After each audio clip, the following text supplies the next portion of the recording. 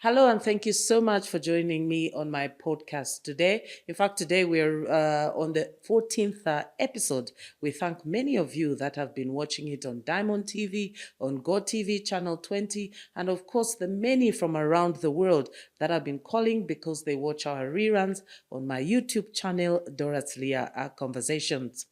We don't take it for granted, as I say always, because we know that you could be doing so many things with your time.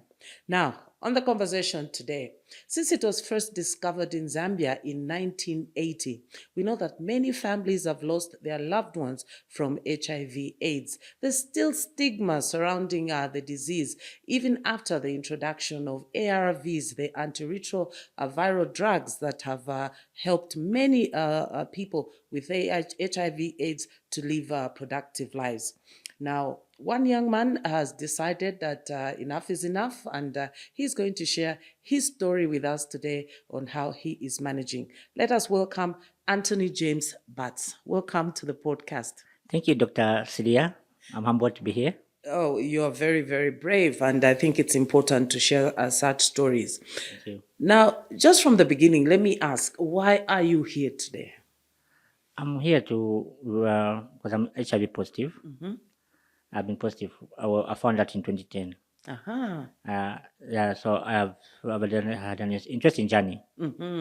Started off with denial, not accepting, and suicidal. I was just wishing I could just die either naturally, because I couldn't see myself going further in life, like living longer. Now, let's just go back a little bit. How old were you in 2010? Let me see. I was, at the time of finding out, I was 24. A month later, I turned 25. Yeah. Okay. Yes. Now, maybe we even go back further so we know about who you are. Where were you born? When were you born? I was born in Livingstone, born and bred in Livingstone General Hospital, in 1986, 20th October 1986.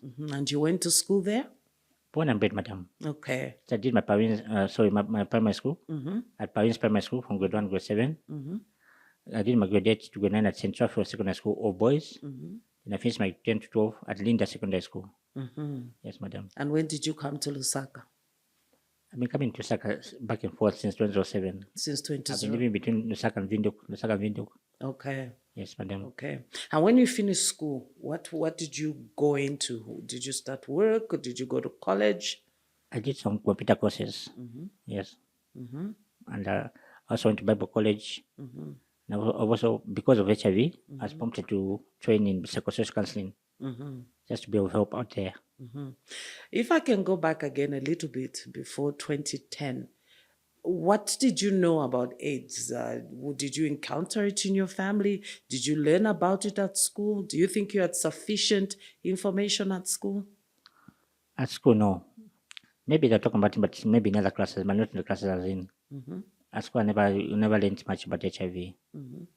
Although, as I say, with HIV, either infected or affected. I was already affected to have some family members who were positive, but you never had those conversations with them. Because you feel uncomfortable. How do you go to someone just asking, wait, so you think about HIV? You might offend them. So just embrace them, just accept them. But you never had those deep conversations with them. So I didn't get any information about HIV until I found myself in those shoes. So in the family, you didn't find any room to discuss it. What about with your friends, with neighbors? Well, with your friends and neighbors, you just have those cachasso stories. People just assuming how HIV is, but not verified facts or confirmed. Just everyone just has their own philosophy. When I got into it, that's when I realized that we're just cheating ourselves, all of us. It doesn't work like that. Oh, it's not like that, brother. Yes, madam. Okay. Now, do you sort of feel at any point when you look back and say, I would have maybe exposed myself there or exposed myself there? Do you remember incidences like that? Yeah, several. Because way back I used to drink a lot. So maybe they could have been, because there's also quarrel in there, fighting all over, bleeding and whatnot. Maybe there's an exchange of blood somewhere. It's possible. Yes. Oh, and having unprotected sex because you were drinking? Funny enough, me, I just focus on drinking. I just a chakolwa full time. I didn't have time. For women. If anything, I found women to be destructive. You have to give her attention, you have to chat with her. What that is going on, your friends are finishing the beer this side. So no. Honestly speaking, ma'am, I never had time for relationships for women. It's so a mystery to me.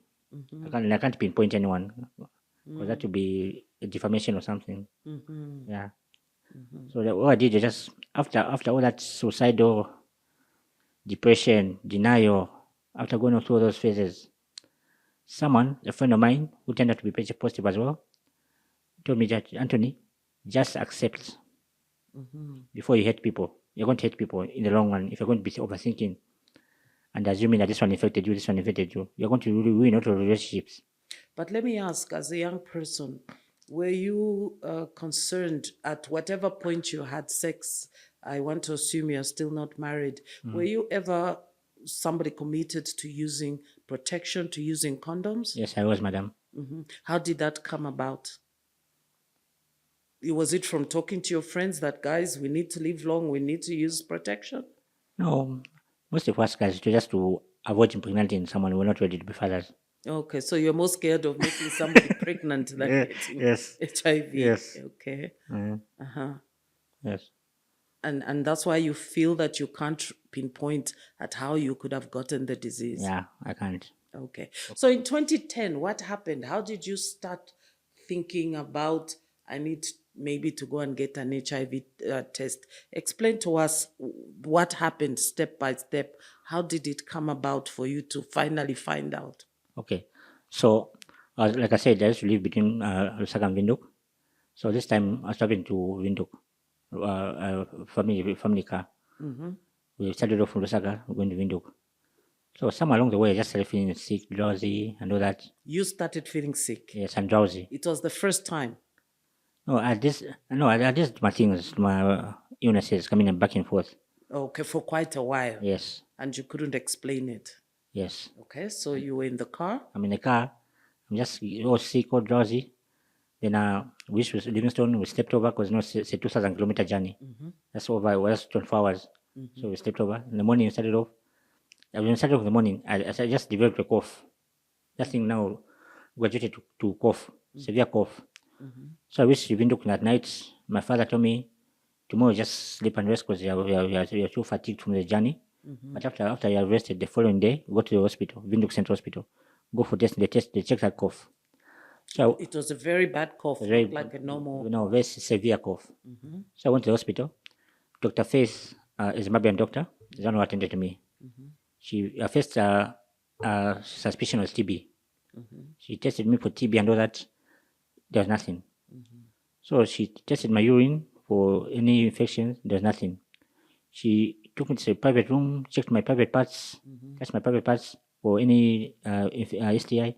There's nothing. So she said, let's try HIV as the last one. When she said that, how did you feel when she mentioned, why don't we try HIV? I was very confident it would be negative also.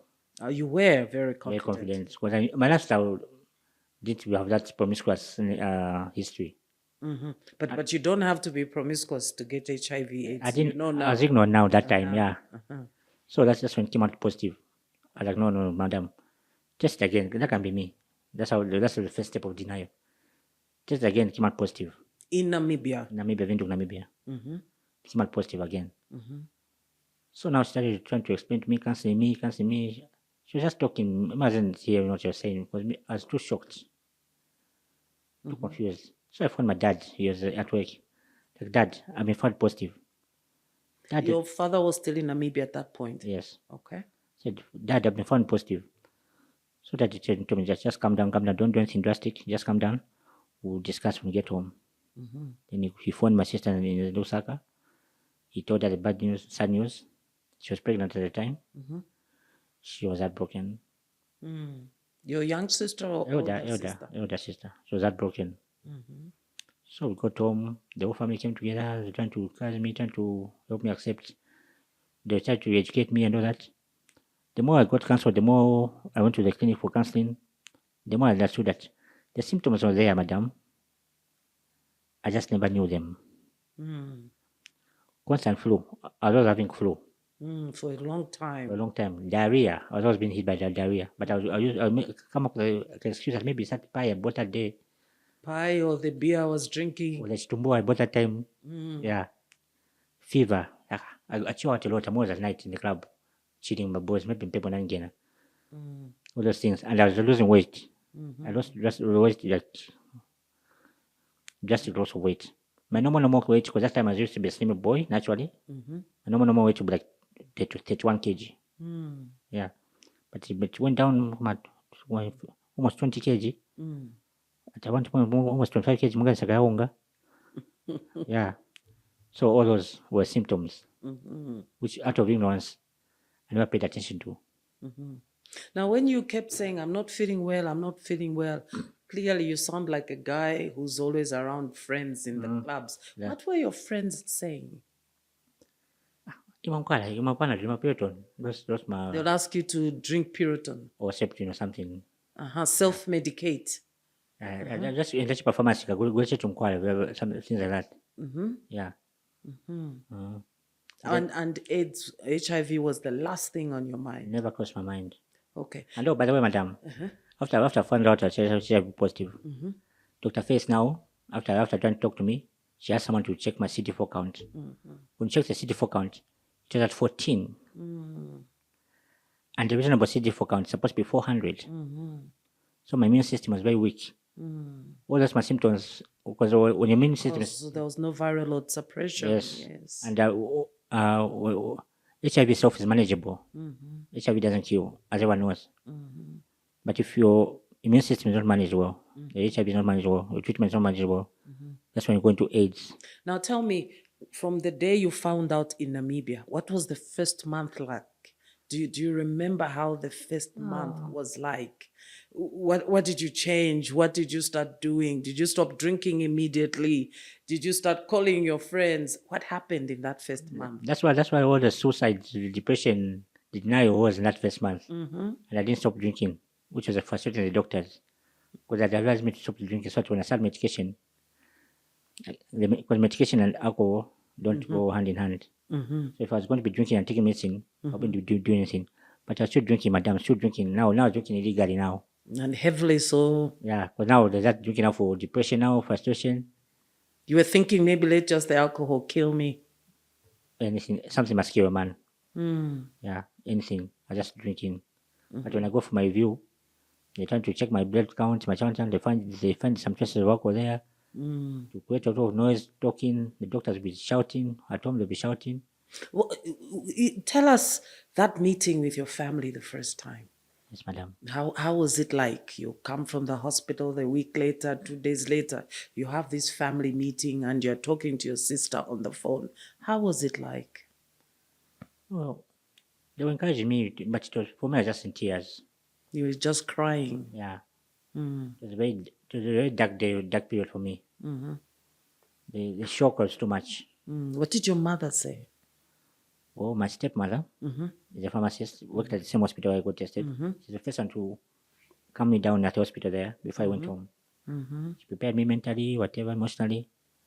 Dad also on the phone prepared me. So we went home. My stepsisters were told about what happened. They were encouraging. They were trying to give me hope, give me life.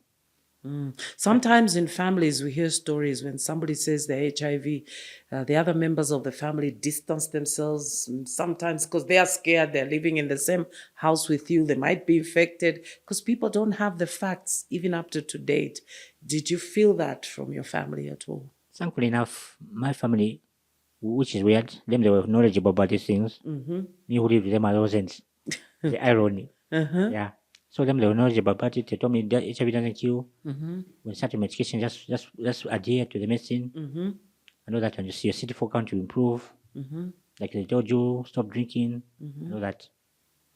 But mama, when you're broken, people, even Jesus himself can come down and talk to you, but it don't matter. When we are just broken, just depressed. What did you feel you were going to lose out once you found out? Did you feel like you were dying anytime soon? Or what did you feel you were losing, your dreams? What were they? I think I was dying anytime soon. I didn't see myself getting married. I see myself having healthy children. I think, why even have children if I'm going to bring them to the world with such a condition? I think I think to myself, I don't even have children. I don't want to have children anymore, and I don't want to be in any relationship. I don't want to bring put anyone's daughter in a awkward situation, or be the reason why someone's daughter is infected. Yeah, just cut out the world. Was there a point when you really came close to saying, I'm going to kill myself, as you say? Any particular day you really remember that you woke up and said, enough, I can't live like this anymore? Yeah, I was going not really like a suicide, like a normal suicide of hanging yourself. But I was going to kill myself by not complying with the doctor, by not taking medicine. Ah. I'm just going to let it sit for count, whatever crash, whatever opportunity this is coming, just kill me and let it finish and let it finish this once and for all. Yeah, I systematically killing myself. I was letting go. Because I didn't see any hope beyond this.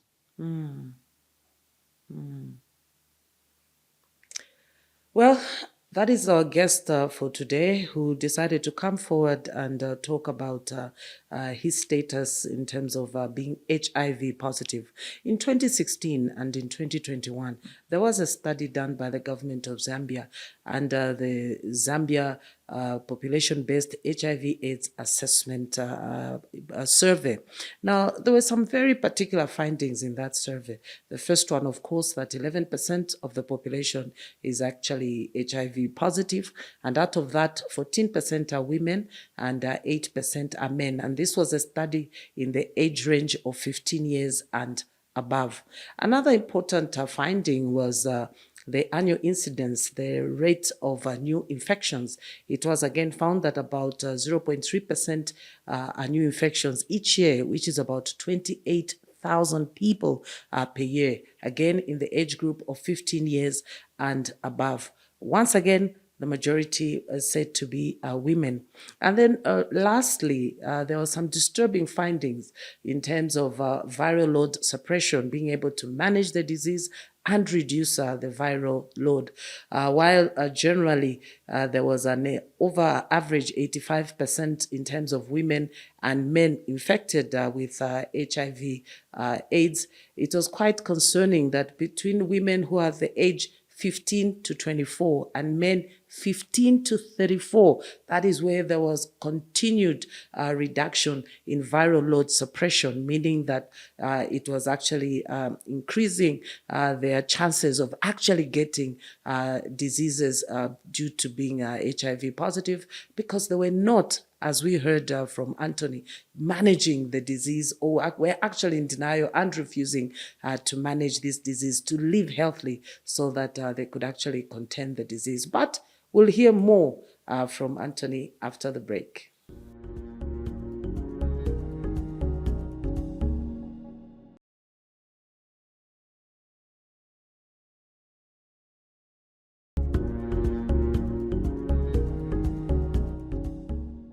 We continue talking to our guest today, and this is Anthony James Batt, who's sharing his story about living with HIV/AIDS.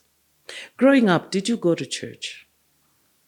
My mother, biological mother, used to try to take me to church. But to be honest, I found church boring and I wasn't a fan of church. I know I always go to church when I was inspired by my mother's whip. That's when I go to church. And since then, many people, when they face a life-changing situation, it's said that they usually turn to God. Has that happened to you? I turned to God. I didn't went to Bible college. Aha. I didn't been baptized, freshly baptized. Yeah, and I gave my life to Christ. Has that helped you? A lot, a lot. God is faithful. Give me that extra confidence. That remember, I couldn't see beyond the HIV, but with faith, Christianity, my relationship with Christ, I have that faith that I'll live long. I know that with God nothing is impossible. So Christianity has done me a lot of good, and I thank my pastor, Bishop Janet Hart, now Dr. Janet Hart, for mentoring me, just grooming me, for being a good support system. She's practically been my pastor since 1996. Yeah. So now it's 14 years since you found out you were HIV Yes, ma'am. positive in 2010. What have been your major lifestyle changes? Remember, you said you wanted to basically commit suicide through alcohol Yes. and refusing to take the drugs. Yes. Uh-huh. Well, finally I accepted. I started taking my drugs. I quit alcohol. I gave my life to Christ. You actually quit alcohol. Yes. Okay. When did that happen? That happened when I was in Vinduk. When I heard that my sister, who was pregnant, went into depression, that really touched my heart. Because that's Your elder sister who was worried of losing a young brother. yes, and she was pregnant. And before I left Namibia, she asked me to predict the sex of the child. I told her to be a girl. So so as far as I was concerned, like the person in the womb was my niece. So she was pregnant with my niece in her womb, and so the thought of something bad happening to them because of my selfishness that now provoked my heart, it touched my heart. That's when I said, that's when I put my foot down. Like, you know what? I'm going to stop this alcohol. I'm going to comply with the doctor. And I'm going to accept my situation and take it one day at a time. Like I said, God is faithful. I made an oath with God. I said that, God, if my sister gives birth peacefully, I won't touch alcohol again. She gave birth peacefully. And like I predicted, it was a girl. And God is a show off. She even looked like me. She resembles me. And she's my little best friend now. Yeah. Okay. And you said you've got this support system from the church, from your family. Let's go back to your friends. Now they know that you're HIV positive. Did they continue being your friends? Yes. And I've been asking more questions, like learning from me now, like trying to seek guidance from me. Yeah. So I'm more like a mentor to them. Yeah. Because they come to me, ask me questions about relationships, alcohol, sex, what. And I give them a little knowledge that I have from my own experience. Yeah. But they're somewhat incorrigible. They open up to me about their own status that are positive. So I said, fine, we shall be encouraging each other. But the attitude hasn't changed. Okay. They're still out there, still sleeping around, still drinking. And this is a woman I'm talking about. Still doing what they've always been doing. There's been no lifestyle change. No. You heard from the statistics I was giving about the studies done in Zambia that the government has been concerned that among young people, girls 15 to 24, boys 15 to 34, that is where there seem to be reduction in viral load suppression. So clearly, that's why we expect to see many people die from HIV/AIDS because they're not managing themselves. Yes. How concerned are you? What are you doing in the community when you say you are now a champion for talking about HIV/AIDS? Are you doing this just as you, Anthony James Batts, or you are working with an organization? No, just as Anthony James Batts. Yeah. What I can't be surprised by those statistics. Without the attitude out there is very bad. Now the attitude is that they're not scared of HIV. Actually, the medicine is there. If I have HIV, just drink medicine, which is easier said than done. When you find with HIV, there's a lot of psychology that comes with it, a lot of emotions. Yeah. So the attitude there that HIV doesn't kill. What kills is cancer. The more serious disease in this world. There's cancer, there's diabetes, something like that. And that's what some of the young people are saying. Yes. That it's better you should be more afraid of cancer and diabetes than HIV/AIDS. So now they're also influenced by the Western culture, social media, all those social lifestyles. That's what is influencing because these children, they're not gonna do relationships like it was back in the days. They just sleep with each other, just for the fun of it. And they'll be switching girls partners like here and there. I witnessed one scenario where I was socializing with my friends. My friend, the one who's positive, the girl, was with us there. At her point, she excused herself to go to the ladies. In her absentia, the two guys were like, boy, get this girl today, me I'll get her tomorrow. Today I'm getting someone else. I'm like, what? And that is the conversation with you and your friends. That's what they were. That's between them. That's what they were talking about. And then what did you do? What did you say to them? I asked them, guys, that's not a cigarette you're passing over to each other. That's a human being, and you have to be cautious. You don't. there are diseases in this world. That time I wasn't open about my status. They're speaking parables. Like there's HIV. And that's when I'm a confidential person. I can't tell them that she's positive. That's a violation of her privacy. Ah, that's a human being. That's a woman. How would you feel if your sister being passed on like that? Like, Why do you think young people are behaving that way? Is it because there's less belief in God? Is it because people feel they can always protect themselves using condoms? Well, why do you think people would have a conversation like that, young people? peer pressure.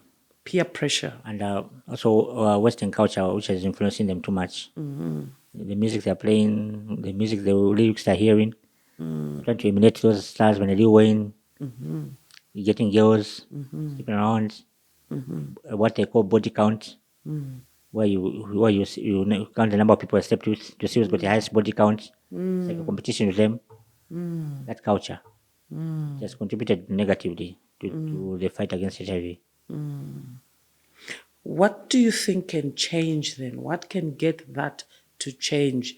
Is it because maybe when I was growing up from the 80s to 90s, there were no ARVs, so people could physically see people sick from HIV related diseases? Is it that because now we don't see them, so this is why people think that they can take a chance? Yes, basically. That's why I say that now that we've got that kind of information that there's medicine, there's ARVs, we take that for granted. That we shall drink the medicine if they find us. Anything like that. After it was made for human beings. So embrace it. That arrogance. Is it easy to access the medication? Yeah, it is when you're in the system, depending on the center you're getting from. Okay. It is. You just go there when it's your due date. Yeah, you obviously find the queue, stand in the queue, you'll be given medicine. And when you're in that queue, do you feel any stigma, or you feel among people who are like me, you feel safe? Yes, I do. Sometimes we chat, you laugh. The one I was comfortable with was one clinic in Livingston, where I was initially getting my ARVs. That's my hometown. Then we got the section where as people with HIV sit while waiting for medication. A passerby can even tell that, can even say that. So our no yakawa. They call it kuyaka. Yeah. They're lit. Yeah. Well, that section is strictly for us. So did you feel that was a bad thing or a good thing? It was a bad thing. It was Okay. more like stigma. Okay. Yeah. Okay. So I think there was a complaint by someone. They dissolved it now. Now you just go in like you just naturally like you were part of the named patients. Well, that was too much. Okay. Just put in one like Yes, lepers or like the something. condemned. Yeah, the That condemned, is thank you. their Yeah. area. Yeah, that wasn't Okay. good. That wasn't good. Okay. Okay. So you only experienced that in Livingston? Yeah. Okay. My clinic here in Lusaka is just natural. Okay. Just someone just shout your name because there's a queue. Yes. Yeah. There's no queue for malaria or what. So no one will tell that, yeah. It's just your card that they Yes. will see Yes. what they need to dispense Yes. to you. Yes. And you don't pay anything, so it's a good thing. Yes. Okay. Okay. The government has also helped us on that one. Okay. Because the ARVs are free. Yes. Okay. Has this changed or impacted your economics at home in terms of what you eat? No, we eat the same thing. Of course, I have to make sure I put emphasis on vegetables, rape, or muloho, as we call it in my tribe, lozi. Yeah. And they're just normal healthy food. The food is there. It's just up to me how I eat it. Even without being HIV positive, stopping to drink alcohol can be quite difficult for young people. And we've spoken to young people on this show about, or with their parents, about being alcohol addicts. Yes, ma'am. You seem to make us believe that it was very easy for you. No, it wasn't. Like I told you, I was I had no choice. I was moved when my elder sister has gone fallen into depression. So my drinking. So she informed that your brother is not complying with the doctors. He's still drinking. He still wants to kill himself. That's what we sent my sister into depression. So I saw that Amy is depressed because of you. My heart was broken because that was my sister and my niece. And the that's womb. how you made the oath with God, as Yeah, you yeah, said. that's why I just had to put my foot down because I realized I was being selfish. Okay. I just think about myself Okay. and not the people around me. Mm-hmm. Because when we die, we don't feel it. It's our relatives, friends The who will ones leave who behind. remained. Yeah, who will feel the pain. Let me ask you this. Yes, ma'am. You've given us this impression you're a party guy and so on. So what do you do now? You're not drinking. Do you still go out? Do you still see a few entertainment? What do you do for entertainment? I should socialize. There's a complex near our house, and there's a pub at home. So that people come, strangers, friends, so interact with them, have a good time. Some invite you on the table, you choose them. Like even the waiters, the waitresses, those are my friends. We have all this love, all this humor. There's so much to do in this world. Because Uh, people sometimes think if they stop drinking, then their life is no, boring. even with that alcohol, you can have fun. Me, I hang out with people who drink. They'll be drinking the beers there. Me, I'll be drinking my Coca Cola. And we're having the same fun. And it's even more fun when you're sober because you get to witness everything. So by morning, you've got so much enough molomo to do. Okay. You said that once you found out you were HIV positive, you were so angry and thought you didn't even need a relationship, you didn't need to have children. Where are you now? Are you in love with someone? I'm trying to be in love now. You're trying to be in love. Uh, these days, mama, it's not like your days when relationships were respected. These days, relationships are jokes. You can be someone, and they're also someone. You're someone, and they're looking for a partner, but they're with you. Okay, now that's making me laugh. Yeah, So are you in a relationship? I should think so. You should, are you the one who's with a partner and you are looking for someone No, else? So you are actually the problem, is it? no, I'm not sure whether like I said, our relationship. You might find maybe they dumped you a long time ago. You're not aware, and you're just saying that's my girlfriend. That's my girlfriend. Yeah, but are you, Anthony James Batts, in a relationship with someone? There's an audition going on. There's a, An audition. and okay, you're looking. Five of them are interested. Wow, So it's okay. up to me to choose now who seems more serious. So do they know about your They know, status? Mama. Some of them also have it. Okay, so you're talking, are you trying to settle down? Settling down, not yet. Okay. You have to imagine that there are other people watching you now, especially younger people, and they're asking themselves, if I found myself in a position where I'm HIV positive, shouldn't I just have a good relationship, live a normal life with somebody? And they're hearing you saying, I got 5 people. It's almost like I have a license because I already have No, HIV/AIDS. I have a license. I can be seeing these 5 people. Are you sleeping with these no, 5 I'm people? not sleeping with them. Okay. I'm just observing them Okay. to see who I can settle with. I would encourage people, anyone who is positive, find that one partner who will accept you, or maybe if they're positive, encourage each other, be each other's keeper. Also, what you call discordant couples, where one is positive, one is negative. They work out very well if you find the right partner. So just find that one person. So it's called a discordant relationship where one Yes. is positive, one One is is negative. negative. Yes. Uh-huh. So find that one partner. If you just settle down, please settle down. Marriage is not a guarantee that you won't catch HIV, but it will give you that stability, and it will also help you psychologically. It will boost your immune system. Find your partner, settle down, keep going to the counselors, let them guide you on how to have those healthy children, how to live a healthy sex life. You would like to have children now. Very much. I love children. Okay. Yeah.